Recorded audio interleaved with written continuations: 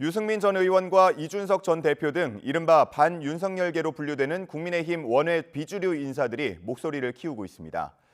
윤석열 정부 성패를 가를 내년 총선 승리를 위해서는 이들을 끌어안아야 한다는 주장이 나오고 있지만 갈등의 골은 여전히 깊습니다.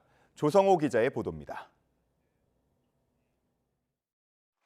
유승민 전 의원은 최근 들어 윤석열 대통령을 겨냥한 비판 수위를 높이고 있습니다.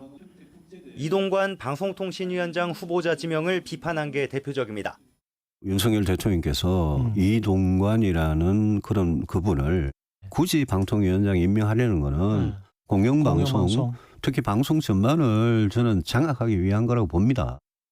이준석 전 대표는 동영상 채널을 열고 정치 현안에 목소리를 내기 시작했습니다. 이른바 비윤계 대표주자들이 내년 총선 준비에 시동을 거는 걸로 읽힙니다.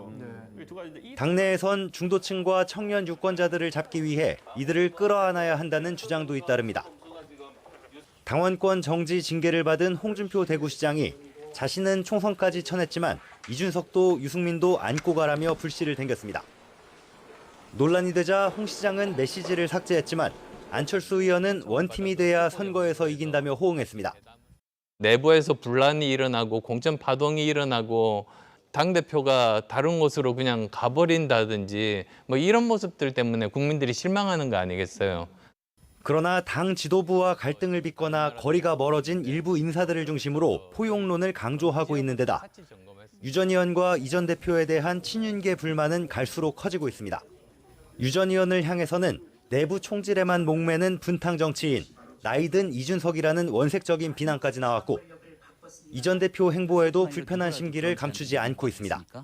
정책 대안에 초점을 맞춘 것인지 아니면 그동안 해왔던 이른바 윤석열 정부에 대한 계속되는 비토의 연장성산에 있는 것인지 좀 봐야 될 필요가 있을 것 같고. 유 전 의원은 무소속 출마나 신당 창당 가능성을 부인하지 않고 있습니다. 워낙 찍혀가지고 저한테 공천 주겠습니까? 저는 공천을 구걸할 생각도 전혀 없고요. 제가 모든 가능성 열어놓고 고민을 하고 있다는 말씀. 이런 가운데 국민의힘은 오는 10월 중순부터 한 달여에 걸쳐 정기 당무감사를 실시하기로 했습니다.